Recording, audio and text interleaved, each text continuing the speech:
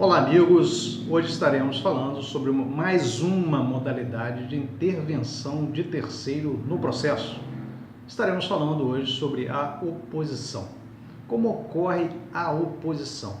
Em primeiro lugar, eu quero dizer para os senhores que a oposição está inserida a partir do artigo 682 do Código de Processo Civil e vai até o artigo 686. Essa modalidade de intervenção de terceiro, ela acontece quando duas pessoas estão litigando em juízo, autor e réu, sobre determinado direito e que um terceiro, uma terceira pessoa, tem interesse naquele litígio, porque no decorrer daquele litígio, chegou-se à conclusão de que o bem da vida que está sendo disputado ali, que pode ser valores, pertence também àquela terceira pessoa.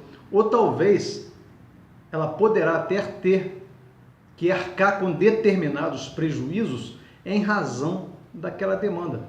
Como, por exemplo, uma discussão entre sócios sobre dívidas condominiais, sobre encargos trabalhistas de determinadas pessoas, sobre dívidas relacionadas a uma sociedade e que uma outra pessoa que já foi sócio daqueles sócios atuais, que poderá ter que arcar com prejuízos relacionados àquela ação ou deixar de receber alguma vantagem em razão daquele litígio, ela vendo que também tem direito naquela questão, mas não é parte no processo, ela não foi inserida no processo, como terceira interessada, intervindo no processo, quer dizer, a intervenção de terceiro naquele processo, ela propõe a oposição. E essa oposição, ela é processada em apenso à ação principal. Ela é distribuída por dependência à ação principal.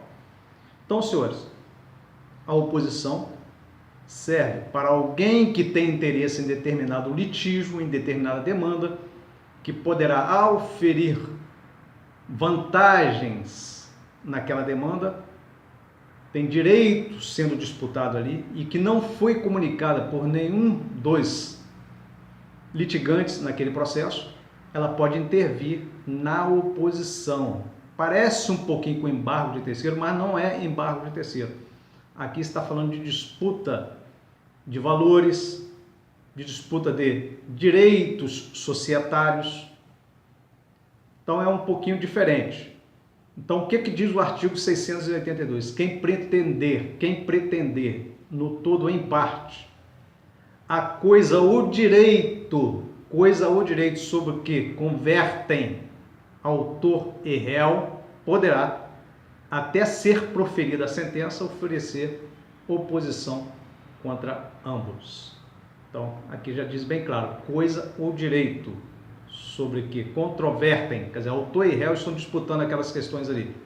O opositor, o terceiro interessado, poderá ali também intervir naquele processo e mostrar que também tem direito sobre aquela coisa ou sobre determinado direito.